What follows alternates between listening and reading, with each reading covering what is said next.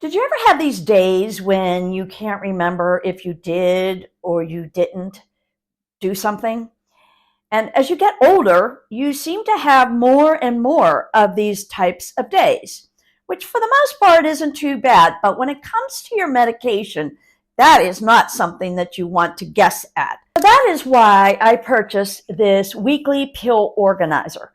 Now, I don't take a whole lot of medications, so I didn't need a really big one. And this one is nice and sleek. It is a medium size one, I believe. And it comes in two colors, like the larger color is a different color. And then this way, I can take the guessing out of did I didn't, because now I can put my pills in here for a week. Use this to give me an idea if I took them or not. I take one in the morning, so first thing off, I take one out of here.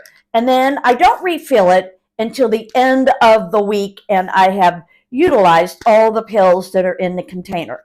This has made the guessing game, if I did or didn't, a whole lot easier.